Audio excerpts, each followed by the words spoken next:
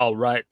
Party people in the place to be, vandals, and all you mythical creatures out there in gangland. This is a brand new episode of How'd We Get Here? And tonight we're talking to a up and coming writer who's got quite a few really cool projects under his belt, and he's got a new one coming up in the near future that we might get him to talk a little bit about later tonight. So we're gonna go ahead and let him introduce himself. How are you doing this evening, sir? What's up, guys? I'm doing pretty good. I'm Jeff Schiller. I've been writing comics since COVID, basically the lockdowns. That's when I started writing comics that have been actually published and stuff like that. But I've been trying to write comics basically since I was like in third grade or so.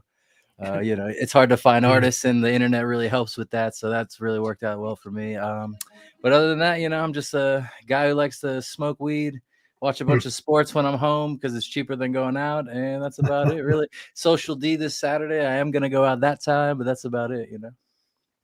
Yeah. Nice. I mean, like, did you used to go out? Because like I've noticed that like I don't go to the movies anymore since COVID. It's kind of like broke me. Like I don't like legit like even stuff I like going doing. Like I'll go to the comic book store and maybe the mall every now and then to pick some stuff up. But like I don't. I definitely have evolved, like changed. Like to be fair though, I was always kind of like a homebody. Like my family and stuff, we've always kind of been that way. Like we play video games a lot, like in the house kind of stuff. So when the lockdowns did happen, a lot of people were freaking out and like, oh, we gotta go. Like we were all kind of like laughing, like, bro, this is just another day at the office kind of thing, But if anything, I would say now I kind of like make an effort to get out of the house more because of everything that's happened and stuff like that. But yeah, the movie theaters suck though. Now it's like I'm not going. It says like the showtime is whatever. Then you sit there for a half hour. At least in Vegas, it's a half hour of fucking commercials, man. So now I know that. I guess I can just jump ahead, but it's just annoying. I hate the commercials in the theater. Like I didn't pay to watch commercials. So. Yeah, the trailers are one thing. Like I do enjoy trailers. Yeah, trailers are totally different. Yeah. But like when you're actually sitting there watching like upcoming attractions for TV shows and stuff, and they got the dumb games playing, I'm like, I've missed the games honestly because now they show us like car commercials, freaking. Coca-Cola bears, you know what I mean? Like they don't show us crap as far as like, because like in Vegas, all the movie theaters are in casinos pretty much. So you're going to have to go through whatever the hell they're showing you. It's just garbage. Yeah, I hate it. I just wait at home. I love being at home. And like I said, you can't smoke in the movie theater. You can smoke at home. You can't, there's so many reasons. So, yeah. And movies come out pretty quickly compared to how they used to be when we were kids. Yeah, so speaking of which, is it Kraken already out? That's only been out for a week or two, right? That was I don't know. I'm not sure if it's out yet or not, but not legally, but you could watch it at the library. Okay, gotcha. I don't know if that shit's even worth fucking pirating, to be honest. You guys tell me. Yeah. Well, anyway, like how many movies went 2-week runs and then straight to? I think The Crow did 2 weeks. What else did 2 weeks? There's a string of movies that were only in theaters for a couple weeks, and then boom, they dropped them like right away after 2 weeks because the box office numbers were just horrendous. So they're trying to get in on any bit of momentum they could muster, right? So yeah, and it's like I don't blame them because it's just a totally different age than when we were growing up. It's like. If you got your money from the box office, cool. But like, who goes to the movies anymore? Like, we just said we don't go. Like, do you go, Joe? I made an effort this summer. Yeah. I went and saw 3 movies, and the last movie I saw before that was the first Spider-Verse movie. Nice. Okay, so the last movie I seen right before COVID was it was called the Jumanji sequel. Oh yeah. Yeah, because I got a job like that day, which ended up being the thing that got me like the COVID money.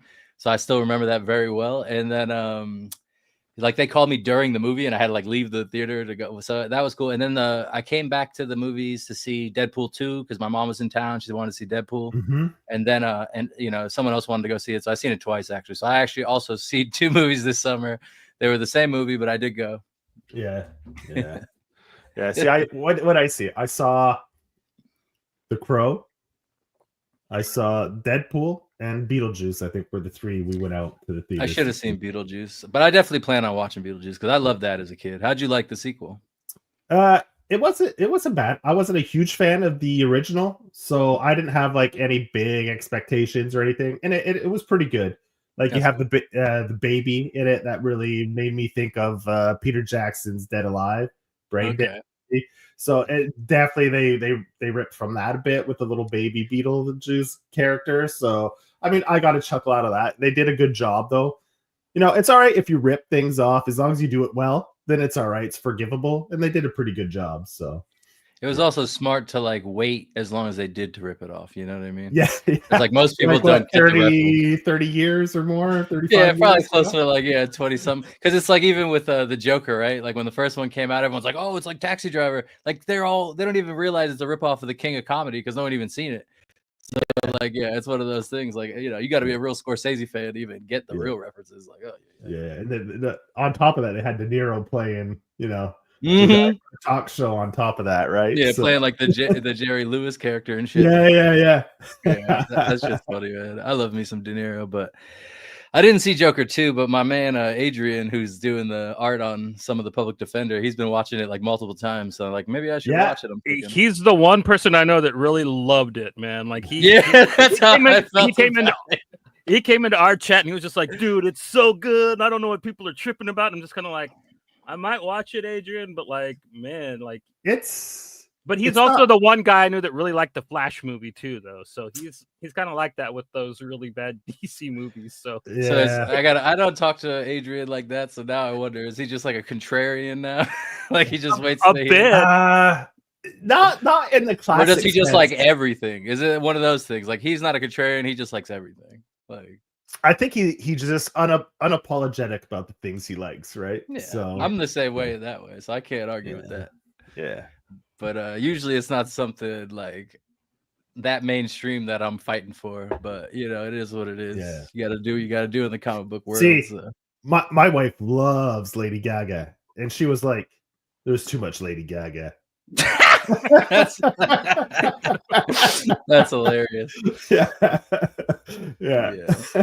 I like it. Yeah, your wife sounds hilarious. Yeah, I guess I do gotta see it eventually now, just so I can laugh with everybody. The first Joker, I waited at least a year to watch it, I think. So I wasn't in no rush because I don't really like Joaquin Phoenix all that much, honestly.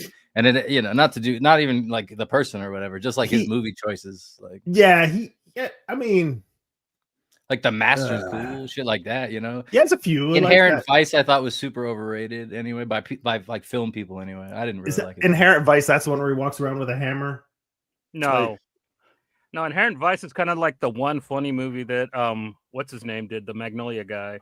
Oh, okay. Yeah, that's the thing. I didn't think it was funny though. I thought like Boogie Nights is funnier than that to me, as far as it goes. But as far because like what's his name, Paul Thomas Anderson, right? Yeah, the other Paul Anderson. Yeah, I forgot. Yeah, exactly.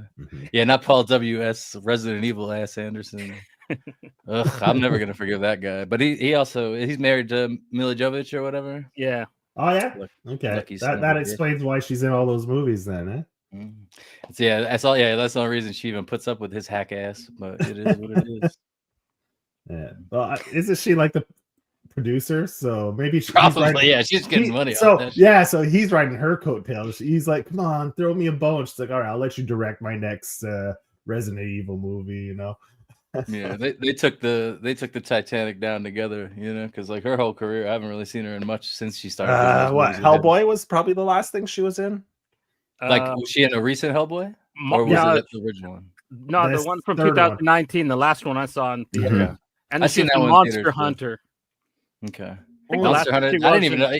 Yeah, Monster Hunter. That's true. Did he direct that shit? Because that sounds like another video game adaptation. Yeah, it is, but I don't know. He directed it though. I've never seen it. His production assistant probably directs it, but like, that's hilarious. Yeah. All that nepotism, but like that's cool, man. I don't know. It's one of those things. I really love Resident Evil, like the game, so I was really bummed by those movies. Yeah. How'd you like the Netflix show? I mean, like compared to the Netflix show, the Paul W.S. Anderson movies. I was gonna say I don't even touch Netflix anymore. Like the only Netflix series I really liked, other than like the superhero ones were okay, but I really liked like BoJack Horseman, and that was about it. Is that all wrapped up now? Like Yeah, but they actually the guy who does it, Raphael Bob Waxberg or whatever, him and the lady that does the art, I think they're doing a new cartoon, so that's gonna be fun. Cool. Hopefully, well, fun as in depressing and fucked up, probably. But Yeah. Well, man, well, we got you here not to talk about what we love and hate about movies, although great conversation. We can get back into it, but we're here to kind of talk because you've created some comics, man, and some pretty fun stuff too. You have your first series that you put out on Kickstarter, Magic Powder. Mm-hmm. And you did a spin-off series off that as well, I believe, called The Elf with No Name. Yep. And also up, you're going to be launching your newest project that's separate from that universe. No connection. Yeah, no connection. An anthology series called Public Domain, which Offender. Public Domain, that's Zdarsky's image. I think it's with Image. Anyway, it doesn't matter. But Public Defender, sorry about that. So that'll be launching soon in the new year. So we'll be having you back on, and we're gonna have a little party for your launch for that. And you have a lot of creators coming on there to help you tell that story. Yeah, I got lucky, because now that I've been doing it a few years and I've been on Kickstarters and stuff like that, and on Twitter and all these things, I got to meet a lot of other indie creators online, and I like their stuff. So, you try to find like, hey, any interest in doing this or any. And so like, I've been able to work with a lot of people who, probably wouldn't be able to work on like a Magic Powder thing, but I could get for a couple pages. So it was really cool to like, do an anthology of a character I created and stuff like that with people whose art I really love and stuff like that. So yeah, we got some cool people. Like you said, we have, I don't know if we talked about this before or after, but we have Adrian, who did Jacoby and stuff like that. So and he's been like going posting shit online, like he's been working on some pages here, like so he's working on some pages. That one page right there, those are all based on like a kind of like a Richard Linklater thing. How they have like Before Sunset and before, so like those are gonna be like based on like those. It's like a series of how many pages is Adrian drawn? 6? He's doing 4. He's doing 4. Okay. Mm-hmm. Okay. And each one's a separate self-contained thing. So like it'll either start with Adrian's or like it'll be the 3rd or 4th page, and then something else will be in there. Then he'll probably pop up like every 6 pages kind of. So like it'll be because like he's telling a story that takes place over like 4 or 5 years, or not 4 or 5 years, basically like over 20 years. Yeah. So this kind of like Boyhood. Kind of like it starts from like the first day of high school, and then it ends basically right around when COVID lockdowns were still happening. Okay. So you have another page you sent here. Yeah, that's Colton Mastic did that. And that's the Public Defender. He has like a body horror kind of problem where it's like, after being bit by a radioactive lawyer, his skin became he became like his superhero costume is a part of his skin. Like he's not wearing the Raphael like Ninja Turtle, not even Raphael, but all the Ninja Turtle masks. Like that's his skin. So there's like certain parts where you'll see people try to like take it off him, and it's like it peels like his whole skin kind of thing. So he has like body horror problems. So that one right there with the bong, it's like when I clean my bong, I get resin on myself, and it's like you're worried about getting it on your clothes and stuff like that. So here he gets a little resin on himself, and then it turns into like a symbiote, kind of like taking him over. Yeah. And his roommate throws like the alcohol kind of like salt bottle. Is his roommate Sinbad, man? No, his roommate is named Mario Carter, and he's basically supposed to look like Brandon Jacobs. When I gave it to Colton, I was like, and Brandon Jacobs is like a running back for the Giants. Okay, got you. Yeah. Okay. So I was like, "Yo, make him look like Brandon Jacobs," and that's Colton's take on Brandon Jacobs. Essentially, I don't know what he looks like. So he's just a big motherfucker, man. Like he's like a 6'5" running back, and they don't really make those. So I just love Brandon Jacobs. So I was like, yeah, he don't really like that take on him. You would never know that was Brandon Jacobs, but like what I told Colton to do, I was like, "Yo, make it look like my man, Brandon Jacobs." Cool. Then you sent 2 other pages too. You have this page. Okay. Yeah. So this is like. This will probably be the first comic you open the comic with. So the first you see it, like if you look at the top right panel, that's kind of what I'm talking about as far as like the body horror thing. Oh, okay, the guy, trying to gotcha. Yeah, because like I was talking to a couple of artists about it, and I didn't even really think of it as a body horror thing, but I was just like, that's his skin and stuff like that. And then they're like, oh, so it is kind of like body horror. I'm like, I guess that is kind of like fucked up. Like, yeah. And then I just wanted to play with that whole fucked up aspect of it. So yeah. And then you have the cover here, which so is that the same guy who does all your covers for Magic Powder? No, this is a totally new person working on that. So his name is Gerald von Stoddard, I believe. I don't know how to pronounce it really. But yeah, he's a badass. And then his buddy, he had his buddy Guillaume. I don't really know how you say it. Yeah. Mendez, he did the colors. Okay. And then the top, the little corner box, that's Flops, who does, a bunch of stuff. Yeah. The top, to do the what do you call those? I think they're called corner boxes. I don't know if there's another term for it. Yeah. And then like that big empty space, like my sister, she's gonna do the logo because she did the Magic Powder logo and the Elf with No Name logo. So she's doing that. So by the time we launch, that should be ready. So the whole cover should be, and even that's like a placeholder corner box because there's still some details that Flops is gonna put in there by the end. Put in there, yeah. Fill it in. Cool. Yeah, it'll say like the year, the number, and then it'll say like approved by my initials instead of like approved by the Comics Authority, that kind of thing. Did I read it? I don't remember if is it like semi autobiographical? Yeah. Okay, I did read that right. Okay. Yeah. That's what I was like the Adrian pages are definitely based on my shit, and then like stuff that's happened to you. Yeah. Even like that one, like the cleaning the bong one, that's like semi-autobiographical. Like I don't obviously get turned into a symbiote or whatever, but it ruins whatever the fuck shirt you're wearing if you get resin. Yeah. But it's like you take ideas that happen to you in your life and just expand on them. Yeah, completely. Like I was talking to someone earlier today, and I was telling her, I was like, I thought about making a character for you in this one, but I was like, nah, it was for someone else. And then she's like, oh, that's cool. I'm like, yeah, it's like anyone who's a part of my life might show up at any kind of point. You just never know when, It's kind of like, because I don't know if you guys ever read American Splendor, but that's a really big inspiration on me. So, and it's basically just Harvey Picar wrote about his life, and that was it, like his day-to-day boring ass life. So mine's more of like the Venture Brothers or the Tick meets that instead of just being, me. Because I think a lot of writers are too boring to have stories just about their own boring ass life, unless you're gonna turn it up a little bit, So that's the way with that. Plus, I don't really have any superhero stories in me, so this is my kind of like mocking superhero stories, Yeah, make it fun, have some fun with it.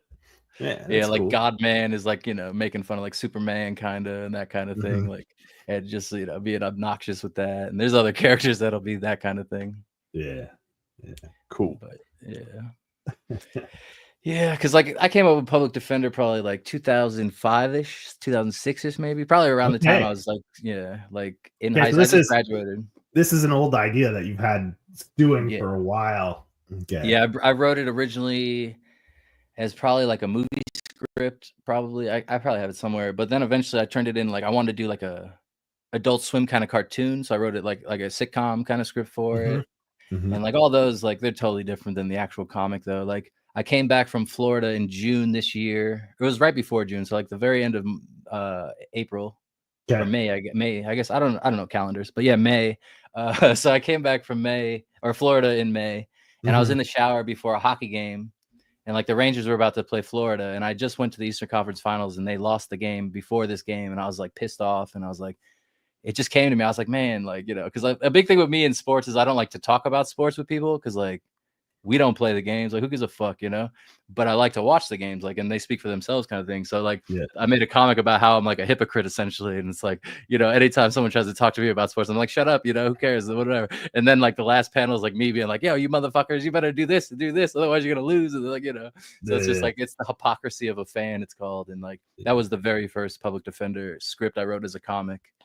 And it just blew up from there. So that's on the preview page. If you go to the preview page, nice. Yeah, exactly. We have a link so people can go sign up to the pre-launch page that will notify you when it goes live. So we have that in the chat. So you can go click on that link. And we'll be diving into Magic Powder pretty soon, and you can go pick that up if you missed the Kickstarters for this, which. A Kickstarter for issue 6 just wrapped, maybe about a month ago? A little more, maybe? Yeah, it ended at the first day of November, it ended. Okay, yeah. So if you missed out on that and you're interested, we have the getmagicpowder.com. You can go there and pick up the Magic Powder there. And go check it out. We'll dive into Magic Powder. It's a fun story. We'll definitely going to dive into that pretty soon. We have Mel in the chat, so I just wanted to give a shout out to Mel. Hey, how's it going, Mel? Nice of you to stop in. Mel's the best. Randall as well, always in the chats, lurking, and setting us straight when we don't get our facts straight, you know. You always got to have that. Yeah, it's always good. Yeah. Definitely, So yeah, another man. thing about getmagicpowder.com is the first issue is always going to be free to download. So like, yeah, if you want a digital copy of issue number 1 of Magic Powder, just to get a little taste, you know, the first taste is always free, that kind of thing. You know, we got to make them drug jokes to go with Magic Powder. But so yeah, the first issue, check it out. It's the deluxe version. So I just put in the order for the reprints of issue 1 and 2 and 3 because I was running out of them. And so like originally when I printed it, it didn't have the Thez report in the back, which is kind of like a character bio kind of thing I did. Yeah. So like now when I reprint issue 1 and 2, there'll be the deluxe version. So the Thez report will be in the back. Kind of like right here, I have the volume number 1. So that's issue 1, 2, and 3 all in one like trade paperback we did. Yeah. And that had all the Thez report stuff in it. That was kind of like the bonus, you know, like if you get this, you get all that. So now I just like to sell the like at conventions. I know a lot of people are like, oh, trade paperback. There's something about it to me. I love getting them floppies out. I don't know what it is. So like, I just had to re-up on those. But there will be a volume 2 though for everyone that does like trade paperbacks, and it'll be issues 4, 5, and 6 to end the first arc. So that'll be cool. Cool. All right. How long are you taking it for? Like, are you going to be wrapping it up at 6? Because it seems like you're just kind of getting it up and running at this point. So, like, how long are you planning on doing Magic Powder? Like, it seems like you might go for like 24 issues, maybe. It's one of those things where 24. I have past, you know, I have ideas past 24 issues. I have that. The thing with Magic Powder is right now, it's like our fastest pace is like 2 issues a year. And like this year, Danielle has slowed down a lot. I guess he was working on other projects and had some other personal things going on. So like, that's kind of why Magic Powder issue 6 isn't done yet, even though like he kept telling me, you know, I'll be done by this time. You know, lately he's picked up the pace a little bit more and he has been consistent and stuff. So I'm hoping like at the latest, it'll come out with Public Defender. Like I'm not going to put out Public Defender until Magic Powder 6 is out. So they got to either come out together or Magic Powder 6 is coming out first. Okay. You know what I mean? Like, I don't want to fucking keep people waiting. I feel like an asshole even like trying to run a Kickstarter without putting out the other comic. This is the first time I've ever done that. But Danielle's like, you know, I can't let him fuck up my whole, you know, production company, or, you know, production schedule and stuff like that. And my career as a comic writer and stuff like that, just because he can't finish a comic book. So like, that's on him right now. He needs to finish that. And anyone who's pissed about it, I'm more pissed about it. So don't even come to me about it. Anyway, yeah. So I don't even remember what we were talking about. Well, Joe sent me. How long is Magic Powder gonna be? Okay, my bad. I got it. I remember it. Don't. Yeah. So anyway, the first arc is 6 issues. The second arc is gonna be 4 issues. Gonna end at issue 10. Then we got another 5 issues planned for the third arc. And then so right now, what's that? That's 15. So right now, that's what's 100% planned out, scripted, all that kind of stuff. But I really have like 5 or 6 arcs planned. And then like more, like to me, I would do Magic Powder probably as long as I live, honestly. Like, I don't think it's going to ever end. I'll die. So we were talking about films at the beginning. So, and Joe sent me the first 4 issues, and it seems like we were just kind of getting into the middle of the first act. Maybe kind of, you're still kind of introducing plot points and new characters. So like, like, so I kind of got the feeling that like, this thing's you got some legs on this thing. You're planning on running it for a while. Yeah, I've been, you know, because it's one of those things where I want the world to be so big that it just can continuously expand if I wanted to, kind of thing. Like, I don't want to like put out a map too soon and stuff like that, because I don't want to like, you know, let everyone know where everything is in case I do change my mind and stuff like that. Because like, if it does take a year to do a comic, a lot of things could change as far as like, you know, because like I do write for my audience in a lot of ways, you know. I'm not like one of those people who's like, oh, I just write for myself and whatever happens. Like, no, I want people to want to read the next issue, and I want people to like see a scene and be like, that's badass and stuff like that. So like, it's possible things do change and stuff like that, but Magic Powder for the most part has been locked in and stuff like that, luckily. But yeah, I mean, it's just funny because like overall, I would say right now we're at the prologue at the end of issue 6. That's the end of the prologue. If this was a novel, that would be where we're at. Like that's how far we are. Like, yeah. It's like just setting up the you're still setting up the stage. All the players, kind of the lore behind it all and everything. Just so also, we can get our feet grounded, right? And I took a page, obviously, out of like George R. R. Martin's book, where it's like, no one feels safe, kind of thing, like Game of Thrones, ending with Definitely. Ned, so that was a big inspiration, because I felt like they bombed Game of Thrones, the ending. So like sitting there during COVID lockdowns, and I'm watching TV shows and stuff like that, and I'm like, what's gonna be the dark fantasy adult answer to the bomb that is Game of Thrones? Like, even now they have other Game of Thrones spinoffs that are honestly not that good, and that's fine, whatever. But it's like, so that's why Magic Powder kind of came out of me. It was like, I wanted something that was mainstream fantasy adult, like that, because a lot of people, you show them a comic book, oh, I don't like comic books, or you say it's a fantasy comic book, oh, I don't read fantasy and stuff like that. But it's like, I'll show people who don't read comic books or fantasy this, and they're like, oh, what the fuck? They're doing drugs and killing each other and that kind of thing. It's like the Sopranos aspect and stuff like that draws them in. And so that's kind of what it was. And then there's people who are like, oh, fucking dark elves and shit. Yeah. Like, so it's like, it's kind of like a Mortal Kombat thing, where I kind of want to take everything I loved and put it into a thing that's for everybody, kind of, you know what I mean? Well, it's definitely a fun read. The fact that you took like a fantasy book and set it in like this crime world, right? And so the characters not only are interesting just from like personality standpoints and stuff, but also a visual, like visually, like that hitman assassin guy. Yeah. Like he looks so badass with his nice little fucking like shave. What do you call that when it's like really thin? Like I don't know what you call it, just lined up, like a small line. Yeah. He's all fresh and shit with the little glasses, man. Kind of like a little bit gives off what's his name, the Professional kind of vibes. A little bit. Leon. Leon. That's not a mistake. Yeah, that's definitely on purpose.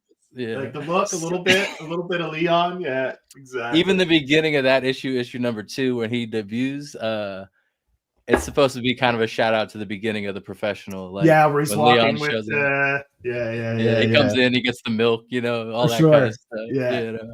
So that's a big thing. And also, so right here is the beginning of issue 2, and Breaker's playing his broken string guitar and everything. And so like the whole idea of the giant bass orchestra case instead of a guitar case. That's obviously inspired by Desperado, El Mariachi, Robert Rodriguez. So it's like Leon and the Desperado put together. So that's a pretty badass guy, you would think. And then he's a hit minotaur. I was like, that's got to be cool sounding, So I actually have plans. My bad, I didn't mean to interrupt you, but I have plans to bring him back. Yeah, I love Fazul. Fazul is a hit with people, and I love him. So like, there's a plan not to bring him back to life or anything. But my rule is like, spoilers. Guys. Yeah, exactly. But get used to it. Yeah, get used to it, because people die in this book, right? So check it out. If you have not read Magic Powder, every issue ends with the rest in peace page, because every single issue has death. Like, that's how we get down. It's true. Yeah, like you'll be missed or whatever. Yeah, exactly. Rest in peace. Yeah. The one thing I really liked the bust because you had the dwarf cops coming from underground. I thought that really cracked me up. I thought that was a really neat way to kind of play with the tropes of the creatures you're using, and play it up with a cop bust. You know what I mean? Like, it was. I got a kick out of that. Yeah. See, and like with that scene too, it's like the guys underground right here you see digging. They're not even technically like knights, like, because we have the Thez Knights, or what we call the cops or whatever, but they're like the Dwarf Father controls the whole town, so he sends like the knights out there to distract, and then he sends his own like gangster guys in to dig the holes and stuff like that. And even the holes, like you said, it's all based on like fantasy dwarves being good at like digging and mining and all that kind of stuff. But it's also kind of based on like when you watch like Narcos and you see like the Mexican cartel and how they use like the tunnels, and stuff, like that's also inspired by that heavily. So it's a little bit of everything touching on here, like I said. But yeah, fucking that scene, like when I started it with Danielle, like I had that scene in mind already, and we got to issue 3 pretty quickly, thank God. Like he was on a roll at that time, and I was very excited to show everyone that scene. It's probably my most like fantasy, because like this issue 2 has a really crazy action scene, but it's not so much fantasy oriented. But this one, like, you couldn't do that, I don't think, outside of a fantasy world with that crazy drill and all that kind of crazy shit. But it's also, but like you guys were saying about the fantasy world with in a crime setting, urban setting, that was inspired heavily by Shadowrun, the board game and video games and stuff like that. But the only thing is, like, that's all cyberpunk and stuff, and like we don't really do that. Like that little shop behind me right now, that's a little shot of like kind of a cyberpunk thing. But originally, when I drew the storyboard of that and had the like script of that, the character was going to basically have like a noodle strainer on her head that was like plugged into like a VHS thing, and it was going to look kind of like a Weapon X helmet kind of thing. Okay. And then, but Danielle thought like kind of like a Strange Days, like suction cup thing was better idea. Okay. Like and, the know, squid, I deferred to him. The squid unit, yeah. So like, dude, I loved this character. I thought it was really cool the way that she kind of just picks up and records everything on VHS tapes and stuff, and like she's got all the information, but she's not going to volunteer it. You got to go to her to get it. Yeah, she's a badass. Yeah, she's another one that she'll be around. Like she's named Strange Light, which is a Fugazi song. I always wanted. So what? It was just like I seen that one time. I was like, I got to use that as a name of somebody. But yeah, she's a dwarf that uses magic, and there's not a lot of dwarfs that even know how to use magic. So it's kind of cool having like a character like that. And like the idea of like kind of like warging into people, stuff like that, seeing through their eyes, things like that has been done in fantasy, but I've never seen anyone use it to record onto like tapes and stuff like that. So that was kind of my spin on that. And then like you said, Johnny, like, there's a character that comes and like trades magic powder to her for her information. So she's kind of like, and it makes him look good because people don't know like he's going to her to get the information. They just think he's a really good detective, but really he's just a lazy motherfucker that gives drugs to like confiscated drugs to this girl, and she gives him info. So Giancarlo Esposito there, like that's who that's based on, right? Actually, with the Breaker or not Breaker, with the Seeker, I just said like make him look kind of like a detective, like old school detective looking. So that on Danielle, he might have chose Giancarlo Esposito, but like when I wrote it and stuff like that, a lot of times I do give him like like a reference character kind of thing. Yeah, but not with that one. I just like wrote how I thought he should look, make him kind of like a scummy looking goblin cop guy, also like an LA noir kind of suit, that kind of thing, like LA Confidential, that kind of time. But the Giancarlo Esposito, like if we could get like him to do it, like that'd be so badass. Like, and I gotta say, like, you have a lot of characters in this, a lot of different players, and the way you introduce them and weave the story in and out with these characters is practically flawless. Like it never feels forced. It never feels like it jumps too quick from one to the other, where it feels rushed or anything. It's very smooth the way you introduce characters in and out of the story, and how the story flows through it as well, and pushes the story forward. I have to hand it to you because you have a lot of characters in this to kind of play with, and big cast of characters, and sometimes people can get lost in it, and you lose a story, or a character feels underdeveloped or something like that. But you did a great job. Like every character feels like a fully thought out character, and it really brings the world to life. It's crazy. And I'm already kind of seeing how some people are going to get caught up. Like Matt here, I can see where she's going to get caught up with her daughter. Like, damn. And I like it, but like, it's pretty cool.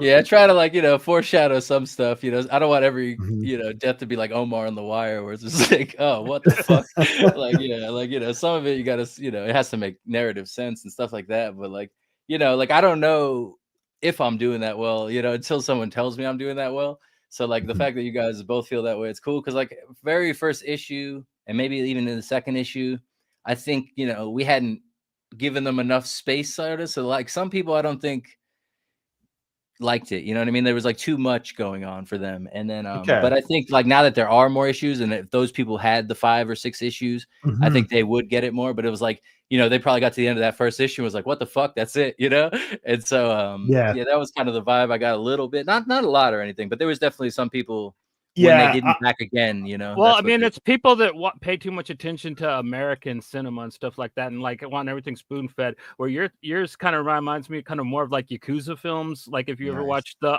Battles of Without Humanity and stuff like that, that's what this kind of reminds me of. Where like you got like all these different characters, and it's up to you to remember who they are. But like they all look so much differently. You got this guy who eats people and stuff like that, and like it's really good that like there's so many different fantasy races you could make them too. So like that helps distinguish them. So I don't really see how it could be too confusing.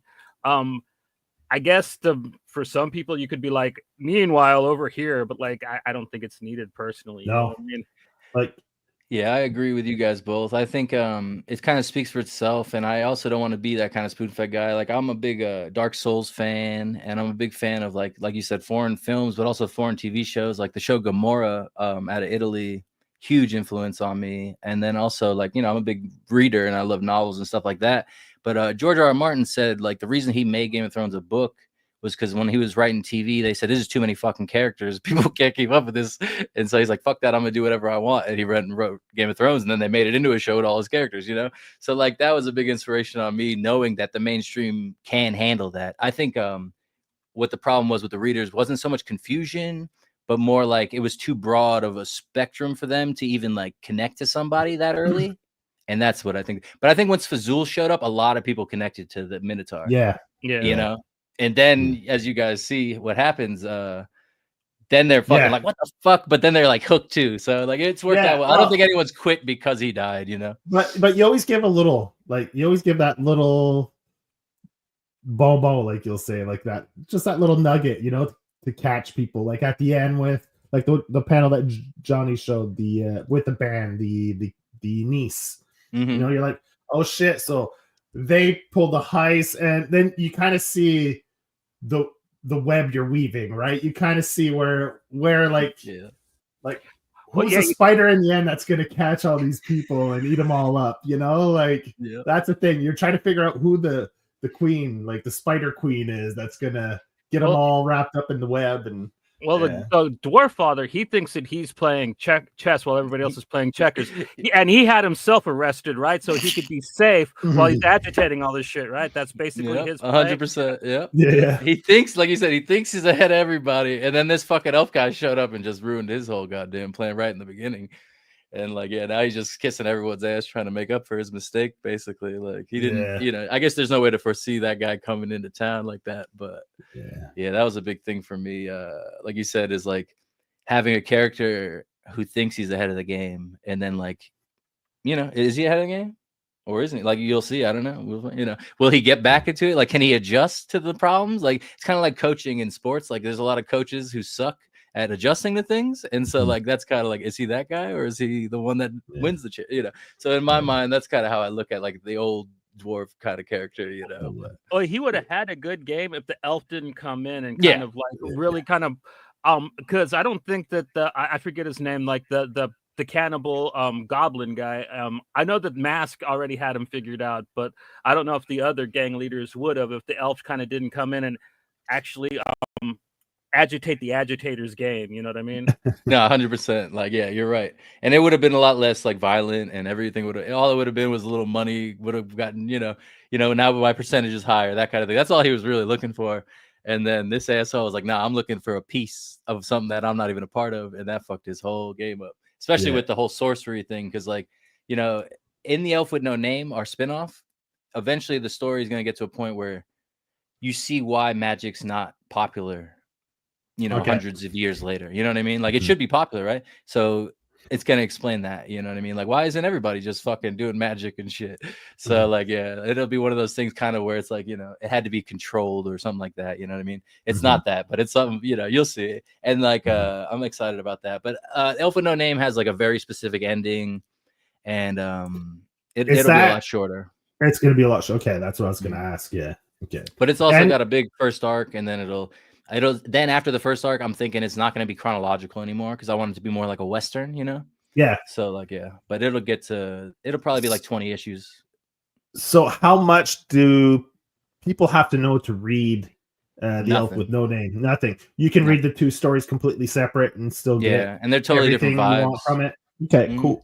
Although, because like the thing with Elf with No Name is there is a main character, a title character, so you're kind of like on an adventure with him. It's almost like a video game kind of thing, like an RPG. Like, he's going to meet people, he's going to party up, he's going to get items, he's going to do, so that's kind of what it is as far as like storytelling wise to me.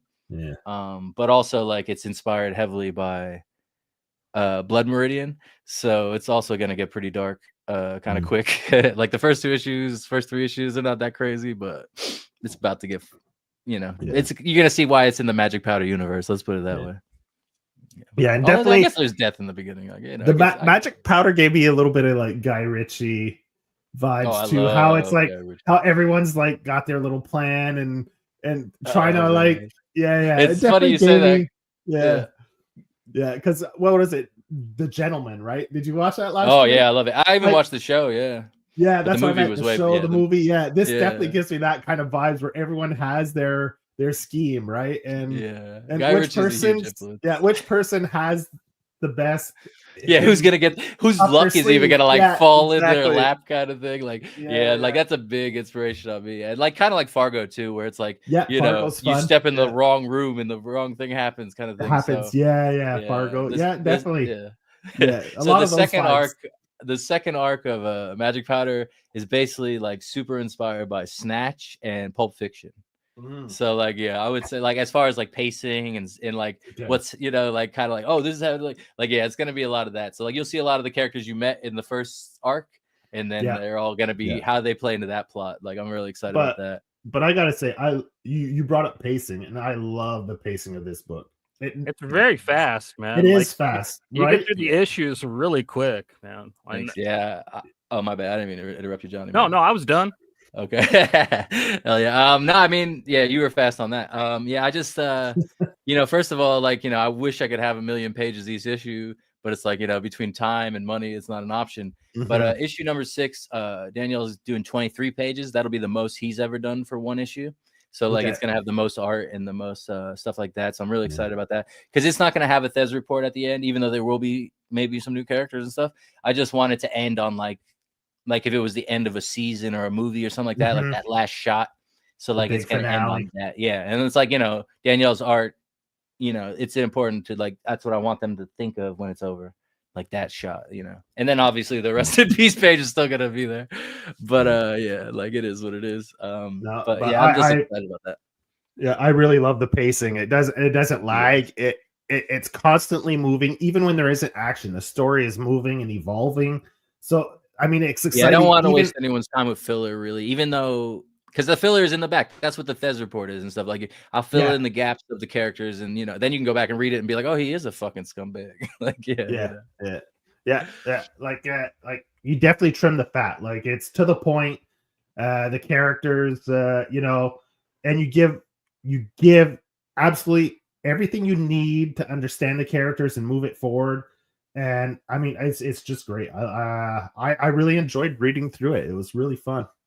Thanks, man. Like, because it's like I said, I know in my mind how it's working. You know what I mean? Like, oh yeah, it makes sense to me. But it's like, does that make sense to other people? And like, you guys have read other things, and like, you're into other stuff, and like, so the fact that you guys are seeing it like exactly how I'm kind of intending it, like, that means I feel like I'm on the right track and stuff, or we're on the right track anyway. And like, I'm pretty excited about that. Like, because like I said, it is something I want to keep building up to. So like when say someone does get into it now and they'll get all 6 issues. Like those motherfuckers are lucky. They started like anyone who was with us from the beginning and who already got it.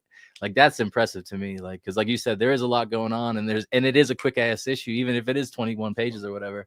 Yeah. It's just like, man, here it is. It hits you. And then you got to wait however many months until the next one. And like, maybe that's where like some people are like, oh, like I'm a little lost. Yeah. Like where was it even at? So, but if you reread it and stuff, I mean, reread it through, it's great. It's a great read, like issue after issue. Like I encourage people, like, let's say you reread through it, right? And you'll just get into that vibe, right, of the book and, get right back into it that way. Yeah. And I'm the same way. Like, even when I get the next issue, man, I get them all out and I start reading through them all to make sure it kind of like time. I'm like, like I'm a real big fan of my own work, I guess. I don't know if that's a jerk off thing to say or what, but like, I don't know. It's not only me though. It's like Danielle's making it with me. So like when I see the art coming out and it's like, basically exactly how I imagined or even like cooler than I imagined. It's like, it's so cool, man. It's so much fun. That's what made me, make other comics. It's like, having so much fun making this is like, oh, you just want to make another one. Then you want to make another. Like if I had $1 million or something, like forget about it, dude. I'd have so many stupid comics coming out. But I mean, I think it translates to the page. Yeah, right? That you love what you're doing and you're enjoying it. You love like the artwork that's coming back. And I think it just shows on the page, like your heart's in it and you're having fun. Like, yeah, it's you're not fun. like you said, you're a fan of your own work, but you're not. I wouldn't say you're cocky about it or anything. You're just in love with what you're doing. Yeah, And you Yeah, should it like the is. comic that you're writing, in my Yeah, opinion. You know what I mean? yeah, Like, Totally. Yeah. If you're not enjoying writing your own comic, then yeah. yeah, might as well save your money, my man. And thanks, Mel. Like, yeah, it's just cool. Like, even like, Melissa, she she'll like support the comics and stuff like that. It's just cool having people who like come back and stuff like that. Cause like Mhm. when I go through Pirate Ship and I'm shipping everybody's comic to them and I'm like typing in names, I'm like, oh, I remember this guy's name. Oh, he's out of here, and you just, like some people have bought 10 comics off of me and stuff. Like, it's crazy. And it's only been a few years and it's just like really good. And it's like the response has been great. Luckily, like the finding Danielle is the biggest thing. Cause like I do think I'm good at telling the story, like you guys said, but I don't know if I am. But like having his art get people to look at it. And then the fact that like, yeah, maybe it is good writing. They wouldn't care if it was good writing if the art wasn't good. That's just how it works. So yeah, I got really lucky. I'm a firm believer in that as well. Like, Yeah, a comic is sequential art, so yeah, you need both elements to be strong. The I story agree. and the visuals, right? They both need to be strong and for they it need to to really hit match home. too. Yeah, they gotta mesh. It's gotta be Yeah. like, like a team of any kind. Like he's gotta have that chemistry. Mm-hmm. Mm-hmm. I mean, you And can I have feel really good art, but if it doesn't look right to the story, like Yeah. it could kill the book too, to tell you the Yeah. truth. So Like, it doesn't give the right tone and feel. Yeah. that's another thing with like Danielle, like, right? Like, so he took a little while on this one and stuff like that, but it's like, what am I gonna do? Like, find someone else like that I can trust to do this. Like, I trust him completely. So, like, I'll take a couple months or whatever it takes to do a page sometimes. Like, it's worth the human aspect of it because, like, we're making something badass here. And it's one of those things like, I don't want to do what The Walking Dead did after issue 6 and hire a guy who's not as good and just kind of rush it to the end. Like, I don't want to do that. Like, I'd rather it all hold up because like I love The Walking Dead. It's probably my favorite comic series, but the art definitely takes a dive after the 6th issue. But the story's so good, no one gave a fuck, and it's still got cool art and stuff like that. But there's like parts where like Maggie and Glenn looked at like the same character almost, and they're like a married couple. Like, that's a problem. Like, I don't know. So yeah, I don't know. I don't want to ever have that. And that's another thing, like you guys said, like that's why there are Gorgons and goblins and orcs and stuff like that. So everybody is a distinct character, and it is easy to tell visually and stuff. Like, that's all on purpose. Like, I remember coming up with the idea. I was watching like Gamora and stuff like that. And I would like draw certain characters, like I sketch them, whatever. I suck at drawing if you guys see my sketches and stuff.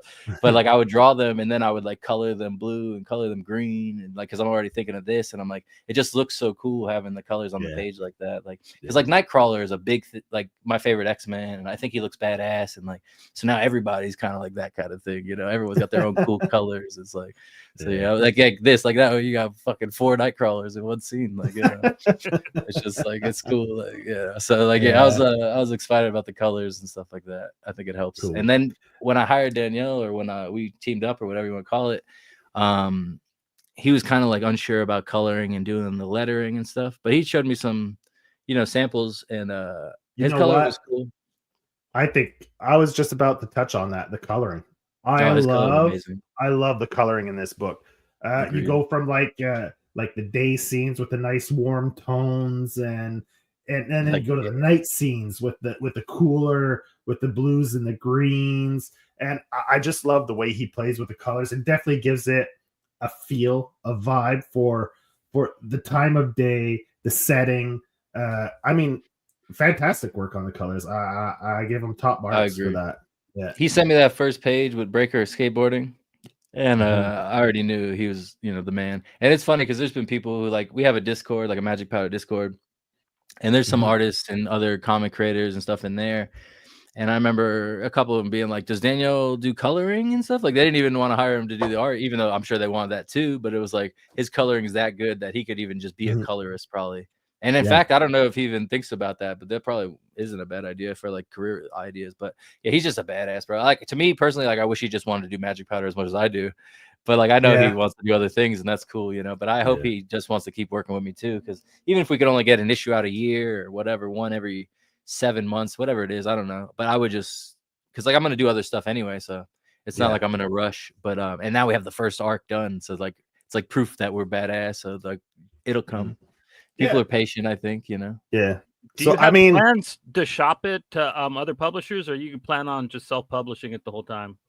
Yeah, I don't really have a thing about like working with publishers really. Like I don't know. Like I mean if they're gonna bring something to the table, hit me up. But like the only publisher meetings I've had so far have been like people have been like, well, when you're done with the first arc, we'll take all the rights and pay nothing, and then we'll reprint all the things that you already sold, and you can do all the promotions. And it's like, yeah, get the fuck out of here. I have no interest in it at all. Like I don't know. If, like I said, if there's a publisher out there, maybe, but I'm not pitching to nobody. I'm too old to be pitching to somebody else. You know what I'm saying? I got my own fucking ideas. I'm gonna do it how I'm gonna do it. If somebody wants to license our shit, like make a video game or something like that, hit me up. But yeah, no, I'm the publisher. I think that's how it works right now. Because I'm not making enough. Like no one's. I mean, don't get me wrong. Like if Image or somebody was gonna publish it, it would be a big enough thing that it would blow up, probably. You know, so. I wouldn't say no to that, but I don't think they have any. I don't know. But it's like, yeah, I wouldn't do like another indie or something. Like what's the point? They're not, I don't know if you guys see my numbers and stuff, but it's like a lot of these people aren't getting 300 backers and stuff like that. So yeah, I'm good. You know what I'm saying? I'm gonna do my thing and I'll be fine, and hopefully I'll keep growing too. So yeah, like Richard's the same way. He does his book and he has his following that he built through Kickstarter, and he hasn't really expressed much interest in shopping around to publishers either. He's just happy with the vibe he's got going, and so it sounds like you're in the same similar place to him. Yeah, as a writer, I think it's different than as an artist, because I think Danielle, he likes the idea of publishing and stuff like that. He did a thing with this guy Ricky Lima called Undergrowth, and it's like 300 some pages, and they just published it, and it was probably published July, June-ish. And I don't know anything about numbers or anything like that, but I know they got it out there, and I think it's like, is it Top Cow or is it? It's one of those. It wasn't like a huge like Marvel deal or anything like that, but they got published and stuff. And you know, I think he's happy with it. Like I haven't, you know, he's not the most communicative person, so like I don't really, you know, like it's hard enough to just get him to send me the page, so I don't really exactly ask for like commentary on everything. If he wants to give it to me, he gives it to me, whatever. But that's another thing about you know, the working relationship. It would be cool, like, because there's other artists I do work with who are very talkative and want to like communicate and shit like that. Danielle's like, you know, even originally, like I would send him like the storyboards I draw with the script and stuff like that. He's like, you don't have to send me the fucking storyboards, bro. And I was like, all right. And like, so I don't even send anybody them anymore. Like I just write the script enough to where the storyboard is on the page, you know? Or when he told me that, because like you know, a big thing that inspired me, like I said, was American Splendor. And that's like Harvey Picar in the movie and shit. They show him like drawing the stick figures, all that shit. So I just kind of did it like that, you know. And I would write the whole script out and all that shit, obviously. But it was just like an idea. But it's cool, like working with artists too. Like when they know what the fuck they're doing, you just got to defer to them. So like there's times where they'll, you know, change a little bit. Like, you know, say you have it as 6 panels and they add a 7th panel, or maybe they'll make like one, just some kind of adjustment. Like it depends on the page and stuff. But like, yeah, you know, I've never seen an adjustment by any of the artists I've worked with where I was like, don't do that. Like, I've never said that ever. I've been like, ah, you got it. Hell yeah, you know? Yeah. My storyboards are the exact most creative. Also because, you know, I worry about sometimes like getting the idea across. Like there's a part in Elf with No Name 3 that's going to come up in the new issue where it's like a bullet bounces off of a dwarf skull because bullets don't penetrate dwarf skulls. It had to make like special rounds later on, which you hear about in Magic Powder. So that's kind of like a tie-in, you know. They talk about it. So like a bullet goes off a dwarf skull, hits like a chandelier, goes through like another panel. You know what I mean? Like it kind of like jumps around the page, and like to write that in and like have an artist that understands what you're saying.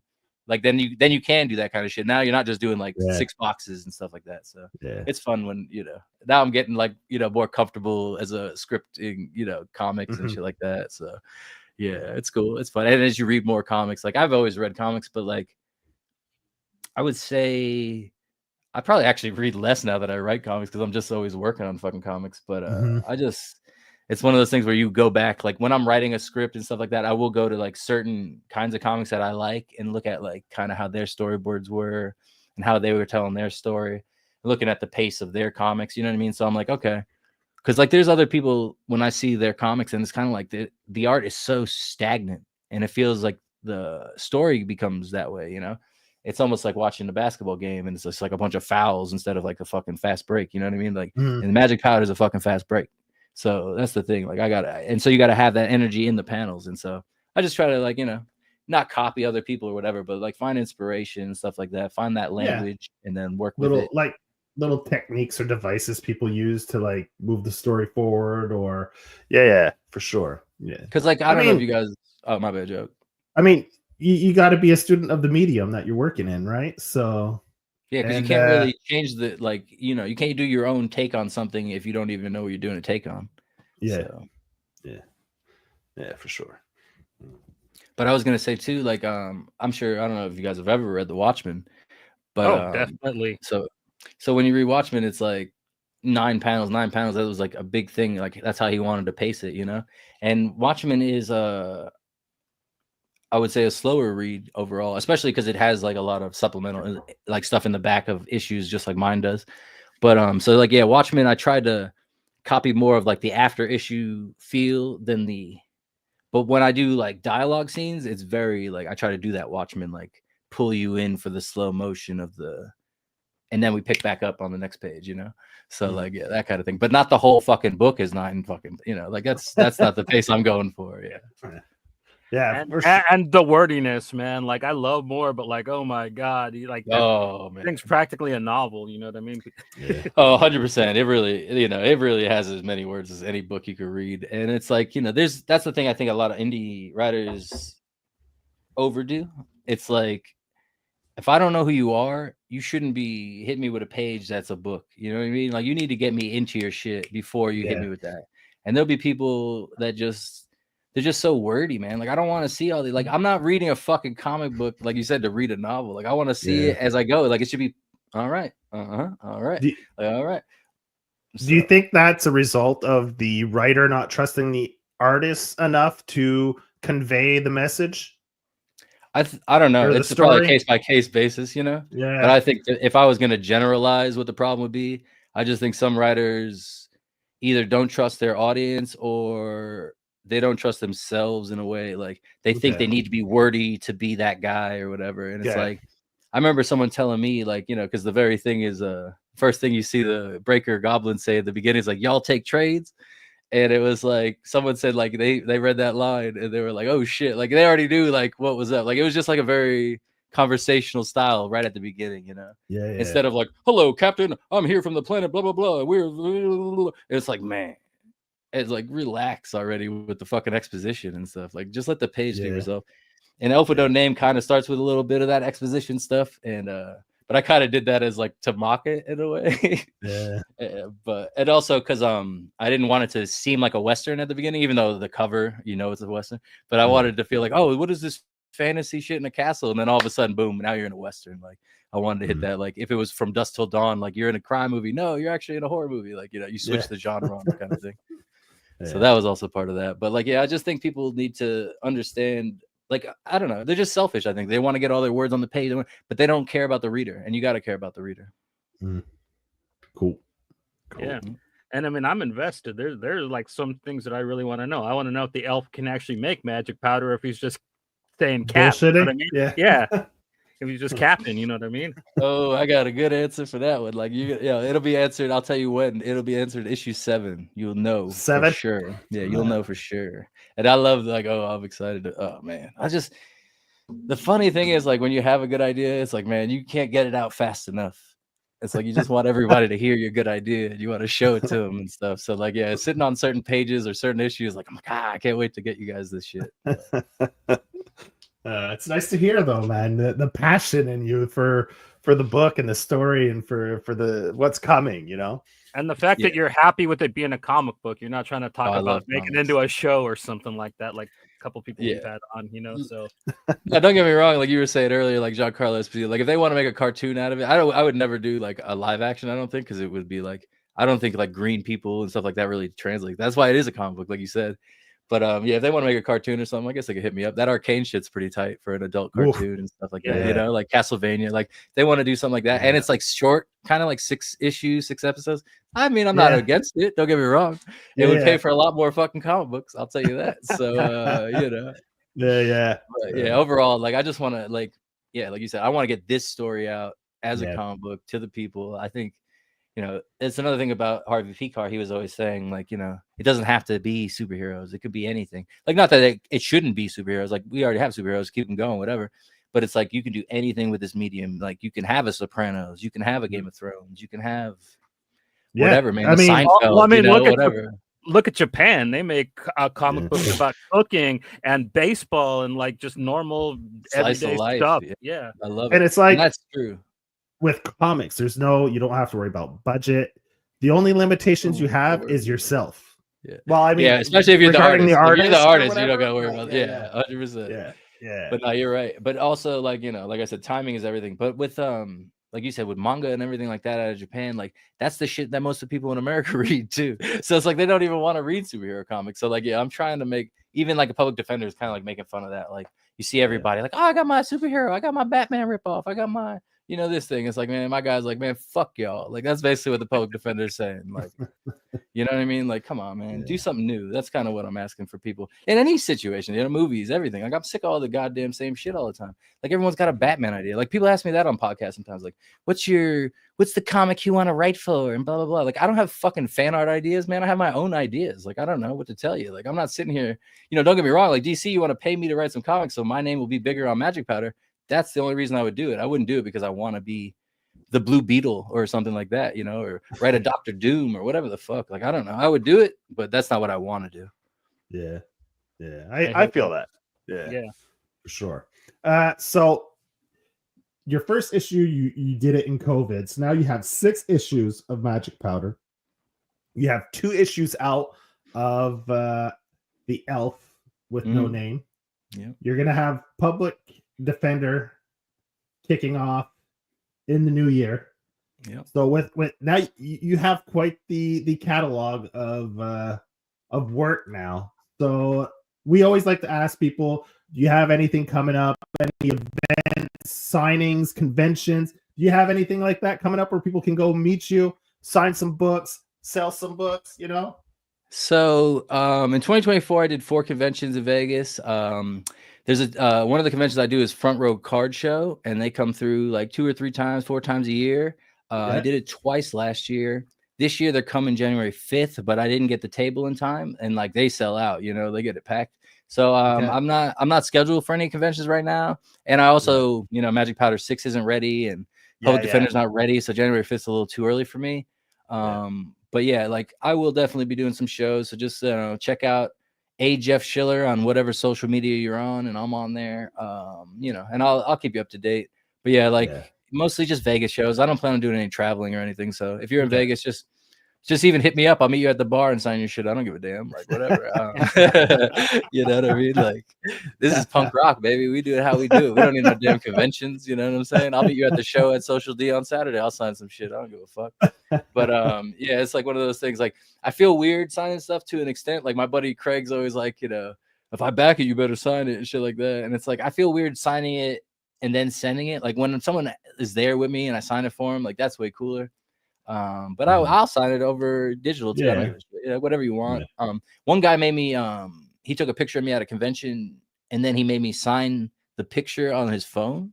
I was like, that's kind of cool. It was something different. So, like digitally, like kind of like. And my signature that I've made for like my signings is pretty easy to do, even with my fingers. So I was like, that's cool. Yeah, so that was just a fun idea. But yeah, so convention wise, I do want to do a lot of shows. Hopefully, I'll do at least 4 like I did this year. I don't want to do less. 4. So, yeah. Definitely gonna. Yeah, it's a matter because like Amazing Toy Con we have, or Amazing Comic Con, I mean, we have here, but there was like I think the guy who runs it was sick or something, and it got really delayed, and then they put it on really quickly, and it was like a small boutique version of it, and I did that, and it was super fun, and hopefully this year they'll do a bigger version of that again. So cool. Yeah, because you're just saying earlier that you're reprinting issue 1. So to have the whole series available, exactly. Yeah, and that's a big part of it. Is like, like I try to bring everything I can to every because I think the most I've ever sold of one issue at one event is like 25, and which isn't bad. I mean, that's pretty good. I mean, I was happy about it. I know other people around me weren't selling 25 of anything. So I definitely felt good about it. But it was the Flops Pulp Fiction cover. So like and so that fucking thing sold out. It was the only thing I ever sold out of.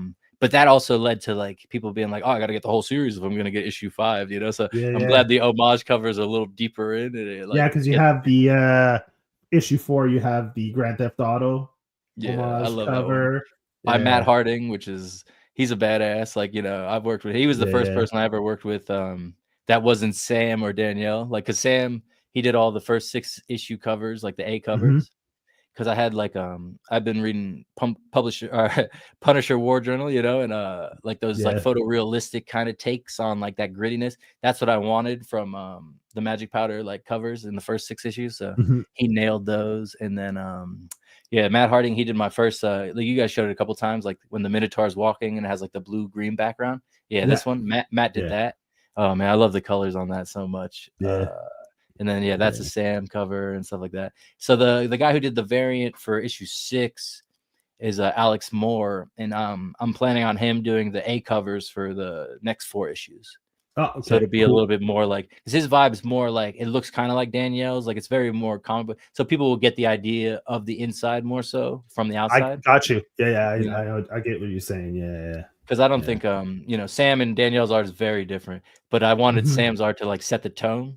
And now the tone is already set with 6 issues. So I'm going to, you know, keep kind of, you know, give new guys like opportunities to work with me and, you know, stuff like that. And like, you know, Alex is really good at promoting. Like he don't fuck around. Like he posts, he retweets, all that kind of stuff. And like when you get an artist like that, who's also a badass artist, like it helps, you know, it makes promoting a lot funner. The word. You know, it's like, you know, if you're an artist out there, a writer out there listening, like that shit does matter. So cool. Awesome. I just got to congratulate you because this is your first published book, and I got to say it's polished, man. It's really good, and I mean, it's just a bunch of assholes like shooting in the dark too. Like I don't know Danielle. Like I know he worked on, like I said, Undergrowth, and he was working on that around the time I met him. But I don't think he's really done anything else. And then my sister, she does the logos. She does all like the Thez report stuff, the rest in peace page. She does all the graphic design stuff. So it's basically like just 4 people. We put it all together. Sam, I don't think Sam really ever did anything besides like Magic Powder. And then he started like doing like tights and other things. So like, you know, like, I'm glad you guys feel like that. Like, I feel like, you know, hopefully, you know, it's like a Reservoir Dogs like level, you know what I mean? Like where it's like its first debut kind of thing, but it's also good. Like you can still go back and enjoy it. Like I hope I can always enjoy Magic Powder, you know? Yeah. It doesn't feel like there's any like first timer like missteps, you know, like sometimes like people create something and it feels like, oh, I did that wrong. Like when they look back on it, and as you're reading through it, it feels like it's not your first rodeo. You know what I mean? Like it definitely feels like it's like you've done it a million times, you know? So congrats on that, man. Thanks, guys. Like, I don't know. I feel like, you know, I'm dreaming right now and I'll wake up and we'll do the podcast later. Cause like, this is the kind of shit you want someone to say to you, you know, but, I mean, fuck dude. Like, you know, that's thanks. I mean, I know there's a couple of reviews, especially like early on, we had reviews and stuff. And one guy, he reviewed it and he said, he gave us like whatever number. It wasn't like 100%. It was like a C or something.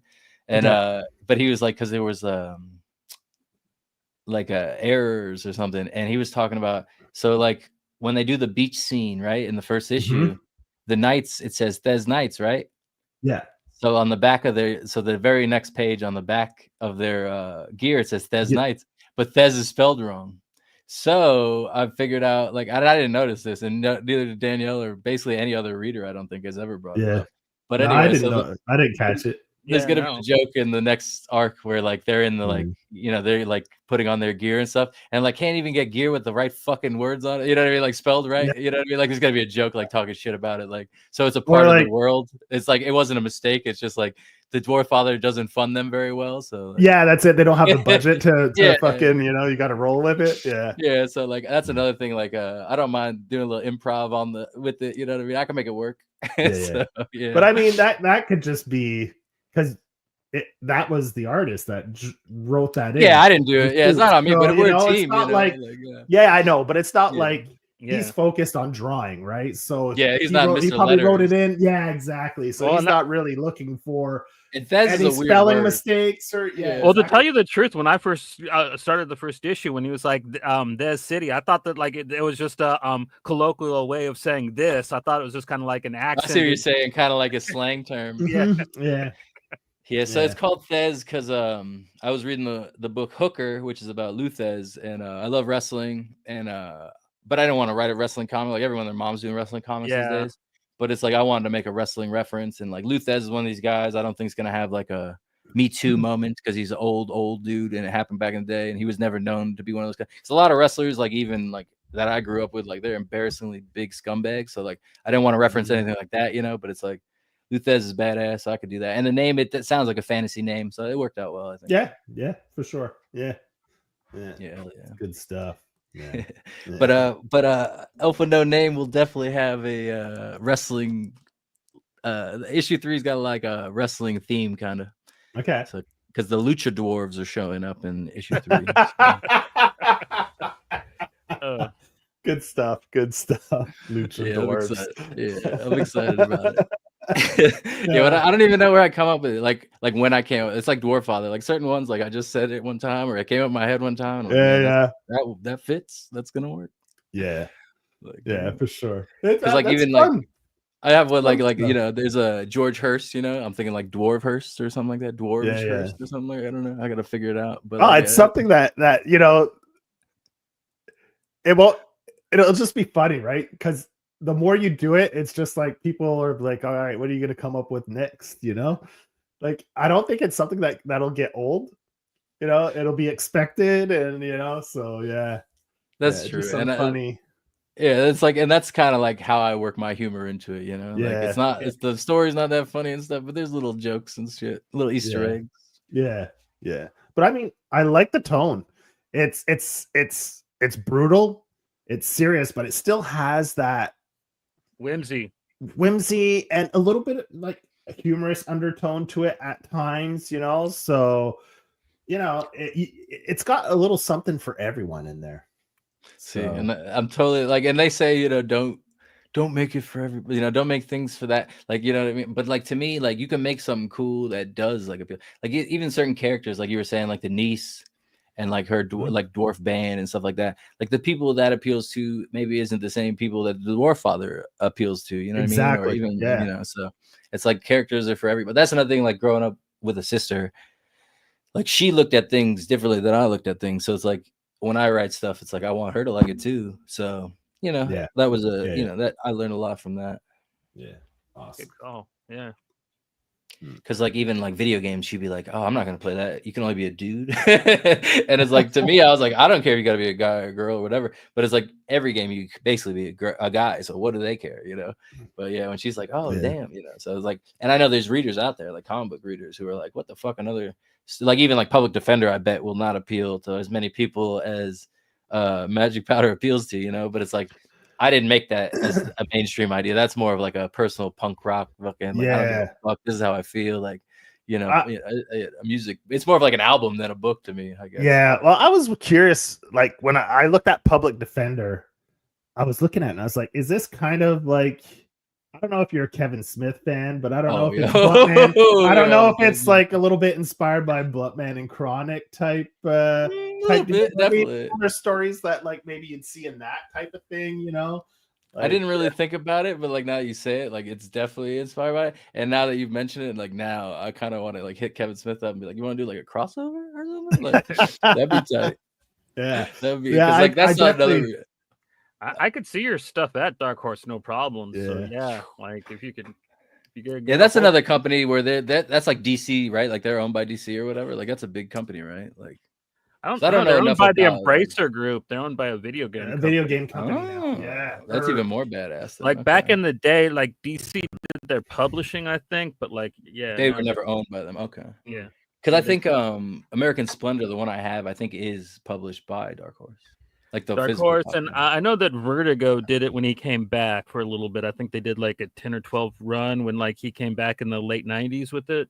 Yeah. Some books it just jumps from publishers depending on the decade. It's Yeah. And that's another thing like I worry about with anything really is like if you work with somebody and you sign contracts and shit like that, like I don't ever want to lose control of my story. Like I don't ever want to have to worry about like, oh, we can't make a new magic powder because some fucking other asshole has control over it. Because like even like you said with Kevin Smith, like people can't even get Dogma because of Harvey Weinstein and shit. And it's like, you know, you got to be careful who you work with and stuff like that. So yeah, hasn't that been resolved though? I mean, I hope so, but if recently, it was recently. I think I remember hearing something recently that's been resolved, and it's gonna be putting out like new editions, DVDs or some shit like that, or probably 4K. So, you see how like all this shit is on my walls or whatever, like in front of my computer right here, like I have like the Buddy Christ on the wall, like he's all like you know, because my sister grabbed it from the actual like Red Bank was a Secret Stash.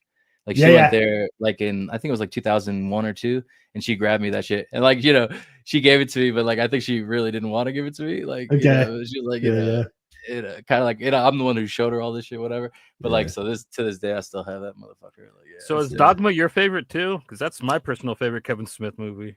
Yeah, probably. It's definitely the best one. And it's like, it's almost like gotta have a magic powder tone, kind of like what you were saying, where it's like, it's fantasy, it's fucked up, it's funny, it's got everything. Like, yeah, I mean, I'm not like I grew up Catholic and stuff like that. I went to church and stuff like that. So like, yeah, and I'm from Jersey, all these things. Like, so Kevin Smith was definitely a huge influence on me. And Dogma, and like the cast is great.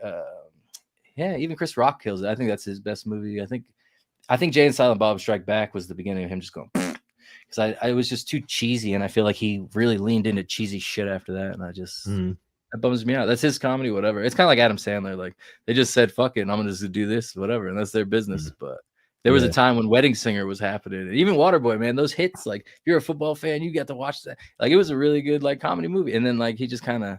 Everyone just kind of finds like a niche in their career when they get rich, I guess. But, yeah, it's like Mr. Deeds was kind of like when that Sandler started. Agreed. Because like Big Daddy was cool, and then like like you said, like Mr. Deeds was pretty much around that time. Then he did like 8 Crazy Nights, and it was like the holiday movie. Yeah, like I thought it would be funnier. Like I don't care that it's, you know, because it's his Hanukkah movie, whatever. But like the Hanukkah song was so good, and then his movie for it was not. Well, basically they based the movie off his popular song, right? That's right. So it's probably a little thin, a bit of a thin concept there, you know. You would just hope like a guy who's that funny, like, you know, he'd get enough writers, they'd make a good comment. Like I don't know, especially since like he had the chance, like I'm sure in his mind, to make that like, you know, Jewish holiday movie for people growing up. You know what I mean? Like that's gonna be the one they watch. And I don't hear nobody being like, I'm watching 8 Crazy Nights. Like I don't even. This is the first time I've heard anyone bring it up in a long time. And it was my cousin's a fan. My cousin likes it. He's a fan of that one. Because I like Adam Sandler. Like he's a Knicks fan and stuff. Like I like Adam Sandler. I mean, he's a Jets fan. That's his problem. But I mean, overall, I think he was funny growing up and stuff like that. I think he was good for SNL. Like I think it's hard to be funny with music, and like he was good with that. Yeah. Like I mean. What was the stand-up he put out? He should do a movie for Piece of Shit Car. That would be pretty funny. Just a few years, just a few years back, though, he did that. He did a whole show, like stand-up show, and it was really good. Stand-up.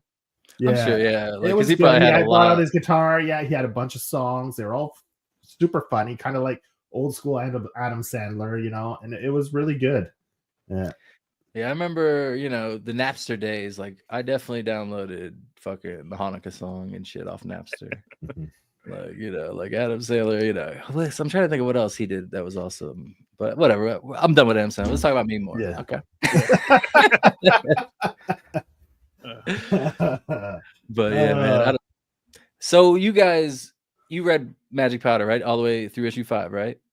I didn't. For some reason, I don't have issue 5. I don't know. Okay. I'll send you that afterwards. But so my main question right now would be like, what like do any of the like fantasy races like stand out in any specific ways or anything like that? Like as you're reading it?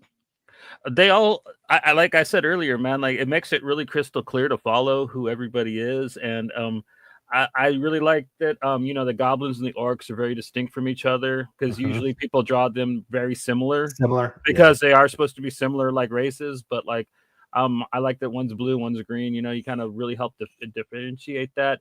But yeah, I'd have to say, like, if anyone are completely striking, I'd have to go with the Minotaur. You know what I mean? I know that's a popular choice, he said, but like he really does stand out amongst everybody else. And I'm really excited to see the dragons more, since they might come into play, since they are another dealer they're another dealer of the powder. So here's the thing, right? So like this is the year of the dragon, right? Like 2024. So like I was really excited to get the fucking dragons out this year, like the script I got it to Danielle at the very first week of the year, I think, maybe second week of the year. Yeah. And here we are, we got like a week left, and I guess the year of the dragon's gonna be next year for everybody. But it is what it is. But it'll be within the next month or two. And I'm fucking super excited because like it's kind of like Game of Thrones thing where it's like you hear about dragons, but then at the end of the first season you get to see the dragons. That was a big part of that. It's kind of like the White Walkers too. Like it's introduced at the very first fucking prologue, and then they're kind of like in the background. So like you hear the dragons are mentioned pretty much the second conversation anyone has in the show or in the comics in the show. Now I'm talking about Game of Thrones. But I'm very excited to get dragons in here. Like you said about the Minotaur though. There's other races I want to introduce that are probably only going to be like one-offs.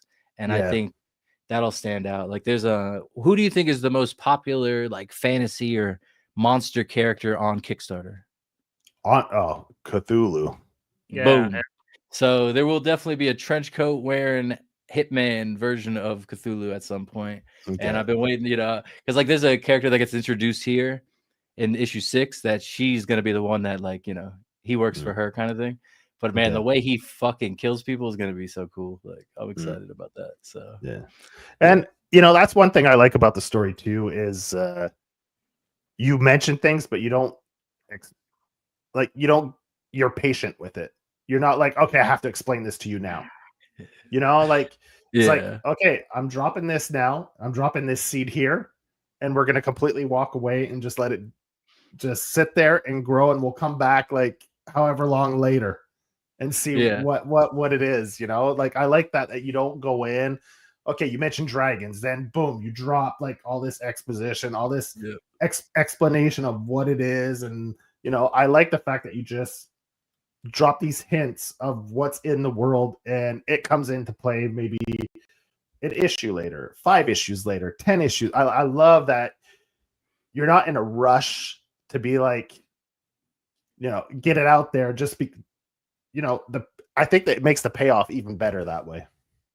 Yeah, and that's I agree with that. And I think that's from obviously like TV, watching all that stuff, but I think another big part of that is like listening and making music and stuff like that. And like build up is everything. Like a dope breakdown or something like that. Like it's after like a crazy ass song, you don't even expect to get to that breakdown. That's kind of like the storytelling I'm going for. And that's also kind of why every issue of Magic Powder, except issue 1, which is just called Magic Powder, is named after a song. Like it's a song title.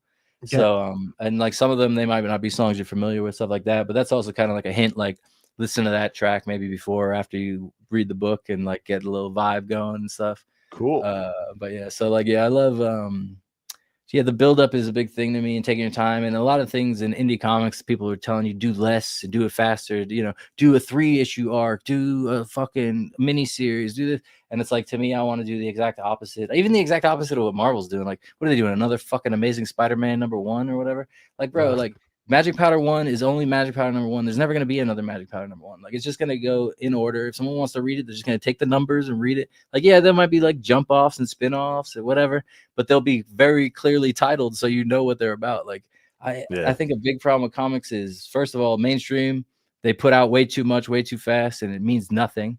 And then with indie comics, people get these dope ideas and they don't get enough out of them. You got to squeeze the juice, baby. How many good ideas are you going to have in a lifetime? So like when you get your best idea and you make a fucking 4-issue miniseries and then you're sitting around for the rest of your life, like, what's my next great idea, when you could have just been going with that miniseries into a real series and coming up with other ideas while you go, and building up your name. Like having 6 issues of Magic Powder, it's like, now that's my name. I put out Magic Powder, like, oh, another issue of Magic Powder. Like those people, those 500, 600 people who have actually backed it over the times, like at least, it keeps coming. Like it's never going to stop. Like, so say I do put out the Public Defender and they don't hear that name, it just goes over their head. But when I do put out Magic Powder again, they'll come back, you know. Yeah. And so like I think that's a big thing. Like as an indie creator, you want to have a home base to come back to.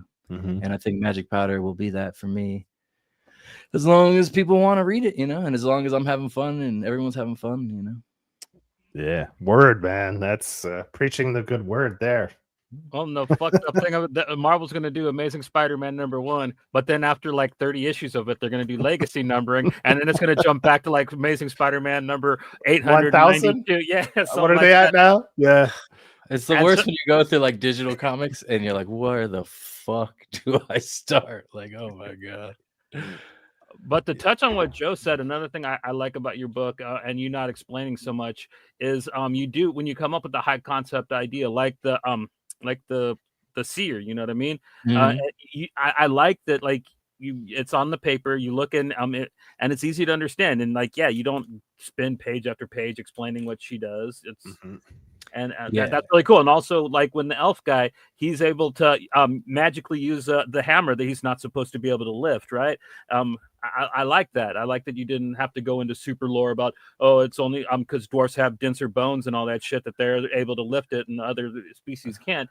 Like I dug all that, you know what I mean? Because I guess people would have to know their fantasy lore, because I mean that's just common knowledge if you do play RPGs and stuff like that, or read Lord of the Rings and shit. But like, yeah, I like that you didn't have to go into, you know, some like we talked about Alan Moore type explanations, filling up panels with word boxes, you know, everywhere. Yeah. See, and I'm glad you guys feel that way, because like I'll see people giving advice to other writers and stuff, and like I mean, because they'll say things like, you know, you're only gonna get this many pages, and so you better get enough words on there and blah blah blah blah blah. But it's like, to me, I try to do as many pages without words as possible, because the pictures speak for themselves. Like that is like I wrote the fucking words that explain that picture that he drew. Yeah. So like I'm not really worried about like the credit of the word, you know what I mean? Like I think some people are really like trying to be like, I'm a writer, words. Like, nah, man, are you a storyteller? That's really what matters. Can you fucking tell a story? Yeah. And you know, so that's really, I would consider myself, even more than a writer, I consider myself a storyteller. So yeah, you know what, I'd rather listen to a story any day. Yeah, that's funny you say that, because what was it? I was watching Cougar Town, and Courtney Cox said that same thing basically, because like her son's like, the book's better, and she's like, the book can never fucking be better. She's like, you're either gonna make me do work or you're gonna tell me a story while I sit there and drink. Like, how can it be better? Like, it's impossible. And it's like, yeah, that's true though. She's 100% right about that. Like, you know, reading is fucking hard to do. Like, you just sit, and that's why everyone does audiobooks now and stuff like that, and especially in this multitasking lifestyle and stuff. So you know, and that's another reason why I even write comic books, because my friends would buy my books and they wouldn't even fucking read them, you know? They'd be like, I got your book, take a picture with it. And then they would never even read it. And so the comics, they'll read them. They'll look at the pictures like, oh shit. And then they go hooked. And you can't do that with a novel with certain people's attention span. Like people who already love novels, they'll read novels. But to get someone who doesn't read novels at 40-some years, like my dad for something like that, like he'll read a comic book. He ain't going to read fucking 400 pages about Magic Powder. You know what I'm saying? Like, I don't, you know, that's just not a realistic thing for a lot of people's like lifestyle. So I think that's another thing about, you know, I keep it quick, I keep it fast, and I keep it like eye popping, you know, eye catching, that kind of thing. See, the problem with me with novels is I used to always read when I go to bed. And as I've gotten older, trying to stay awake while I'm reading has become an impossible task. So for me to try to read a novel, like the last novel I tried to read, I think I reread like a few pages 5 times over because I kept falling asleep on it. And I had to go back a few pages just to make sure I understood. And I was like, fuck this shit, man. I'm gonna be reading this book for years, you know? Yeah, that's good though. Like at least now you have a trick to go to bed, like, you know, because some people are anxious and they can't go to sleep. Because I think there's a Bob's Burgers where like you know, the kids and his wife are in the bed and he gets out of the bed and he's like, fuck it, all right, I'm gonna go sleep downstairs. He's like, all right, this is cool. I'm gonna read a book for the first time, like you're saying. And he reads a couple pages and just passes out. And it's like, yeah, exactly, man. Like when you get to a certain age, you know, first of all, like I read in bed, like, and so like I didn't have glasses up until like a year or 2 years ago now. And my eye just started fucking hurting one day. And I was like, all right, time to get glasses. Because I'm getting old, I guess. Here we are. I just started wearing glasses the last couple years. Where are my glasses? Yeah, same here. That's another thing. I'm gonna need to get them because I got some old paperbacks. I tried reading my old Neuromancer, man, and like the print is so fucking small. See, oh, it's coming back to haunt you, bitch. Why you're talking shit? I was like, that was one of the comments, like one of my critique. Like I was like, oh, the writing's too small. Johnny's like, oh, what the fuck, you know? Oh man, like he was like, yeah. That was, see, now you feel my pain. I gotta show you the print on this book though. It's beyond small, man. It's like a book for ants. It's almost like that little tiny comic that Gorka drew, man. The comic for ants. Looking, see, man, it's you're just a few years behind me, man. Everything I'm going through, like eyes going, you're gonna experience it all too, Johnny, man. Same thing happened to me where it was like, you know, my dad would be like, oh, you should get your eyes checked. You should get your eyes checked. Man, I'm fine, man. I'm fine. Yeah, I gotta get my eyes checked, you know. And they're like, all right, do it. And I'm like, all right, blah blah blah blah. Then they're like, all right, do your other eye. And I went like this. And I was just like, fuck. Like I can't read any of them. So like, I was like, I guess my eye really ain't doing me no good. Maybe that's why I even had seizures. I don't know, because like I haven't had seizures in years now, but randomly started having them at like 27, and like I had them for a few years, and I got on medicine. I still take medicine, but like for those few years, they never figured out what did them. You know, they give me MRIs. I obviously play video games all the time. That ain't doing it. So like maybe it had something to do with visual. I have no idea. But I took acid one time and I haven't had seizures since. So I just take that as that fixed me. That fixed you. Yeah, because my buddy who, you know, I've known him since high school and we were roommates and all these things. Like he goes, because he knew I had seizures and shit. He's like, oh man, maybe it'll like fix the brain connections and shit. And like a real stoner philosophy, right? 100%, man. Like, and so you know, he got them, and it was like sweet tarts or whatever. And like, I've never laughed so hard in my fucking life. Yeah, we went to like, you know, we hung out at his house, and then we ended up going like out to the bar, bro. And like, everything was so funny. Like, all right, I wish I laughed that hard all the time, but well, at least you had a good experience, because that's not everyone's case, right? No, definitely not. And like, I got lucky, and who knows if that helped or not. But you know, he's one of those people. I bet, like, if I ever brought it up, he would like try to take credit. Like, oh yeah, I cured you. Yeah, exactly. Yeah, fucking Dr. Brandon over there. So, and it's funny because if you look at Magic Powder, like in the thank you page, you'll see Brandon's name on every issue. Like that fool buys everything I put out. Like, you know, he's like, you know, if there's a few like real life people that support everything I put out, and like, he's number one every time, bro. He's always like, "Oh, you putting it out? Yeah, you putting it out? Yeah." Like, it's cool. It's cool having friends like that. Yeah, man. So, well, we've had you on for an hour and a half, man, and I gotta say, love the book. Pleasure talking to you. Tons of fun. I don't know if Johnny has any last few things he wants to touch on. I always pass the baton over to Johnny in case he has a few things he wants to touch on before signing off. But I'll hand it over to Johnny, man. Yeah, I just wanted to know if any of the characters are kind of based on anybody, you know, because I kind of get like a like Breaker and a couple of characters kind of seem like kind of familiar, you know what I mean? Kind of seem like they're written from you know, people you knew around town. So I was wondering if there was any like connections like that in the book. I would say Breaker is almost like shit I've experienced, you know what I mean? Like, I don't really think of him like that, but it is definitely like, you know, having been a pothead and stuff. Like, I never got into like real drugs or anything like that. Like, you know, you try different things, whatever. But, you know, I definitely grew up in a place where other people were on shit and stuff like that. But it's like, so I guess a little bit of everything. But it's like, that's probably, it's like me meets like other drug addicts, and then also like Bubbles from The Wire, stuff like that. Like having that one guy who like everybody can relate to, that's stuck in that kind of world, you know? But as far as like other characters, they're mostly like inspired by like people I wish I would have been able to work with, or just shit like that. Like Gandolfini is one of the orcs that dies early on. Oh okay. Fredo, John Cazale, you know, he's the dad of the niece, you know.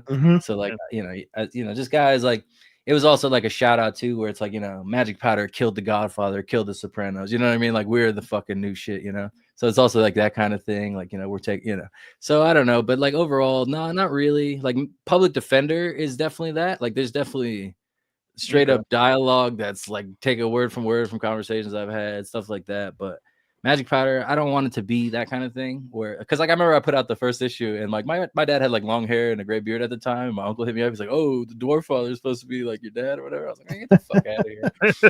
You know, like, that ain't even that. But it's funny because what he said, I'm like, damn, he kind of does. Like, yeah, all right. And then so that kind of also inspired me though. So that's touche. Okay, so now when that first gang robbery happens at the beginning of issue 3, that's like my one friend Jason. He kept sending me like $100 every time I put up Kickstarter. He just PayPal me $100 and be like, you know, give me the issue or whatever. I'm like, what the fuck am I going to give this guy that is worth $100? And then eventually I was like, all right, I'm gonna have Danielle draw him into the book, you know. Yeah. And so he was the first like cameo. So my buddy Jason, he's the big green orc that plays like guitar for the band and stuff. Okay. And then, you know, like, yeah, he's right there. He's the one that like Breaker sees. He's like, get the fuck out of here, man. So that's his beard and stuff. Like, that's how he looks, you know? And so I've known Jason since 2006 or so. So I've known this boy a long time. And he even still has a band. Like, I go see his band and stuff. So the other goblin, the blue goblin guy, he's based on my buddy Matt, who's like one of my best friends ever. Also, him and Jason, like I met Jason through Matt and stuff like that. And so whatever, but it's like, yeah, so those guys are based on them, you know, like kind of like sticking them in this world. Like, what the fuck would happen if I, you know, how long can you last in my game, that kind of thing. So yeah, that's definitely a thing. And then with the cameos, you know, it gives me a chance to like give people something to do and stuff. So, you know, there's like if you guys back the Kickstarter, the first one, or I mean issue 6, we had Breaker meets like an elf that runs a pawn shop, and she says basically, you know, they're like, you know, I need coffee money or whatever. And like the character, that cameo, like Claire loves coffee, you know? So like, that's why the dialogue has that in there. So when Claire's seen that panel or whatever, they're like, oh man, this is the best. Like, you really got me down, you know? So like, yeah, there are characters that are based, but it's mostly like side characters and stuff like that. Cause even the elf with no name. So when people get cameos, it's usually people I know. Sometimes it's not. Like, sometimes it's people like that just think it's cool and they want to support. And then like, I get to know them sometimes you don't. But like a lot of the times it is people I know. So I get to, put them in there and shit. And some people have actually been in both. So it's kind of like when you watch like some directors or whatever, they use the same actors over and over. So I gotta get that feeling, you know what I mean? Like, oh, I'm gonna bring my friend back, you know, that kind of shit. So it's cool. It's just that kind of thing. But so yeah, there's definitely some real life inspiration in there. Cool. Yeah, I think that was about the last thing I wanted to touch on. Yeah. Cool. Thanks for having more questions. But yeah, thanks guys. This has been fun. Yeah. All right. For sure. We're gonna be back on Thursday. We're gonna be doing our Naughty or Nice, our 4th annual, our big award show, kind of. You know, a lot of people do the quote unquote nerdies or something like that. But it's our version of the best of the year, or maybe not best, our favorites of the year. I'll say it that way. Yeah, and we're gonna have a bunch of guests on. It's gonna be a good time. So yeah, we'll see you guys Thursday. Until then, you know, happy holidays. You know what I mean? Happy Kwanzaa, Hanukkah, whatever you celebrate. Merry Christmas, whatever. We'll see you guys Thursday. Take it easy, y'all.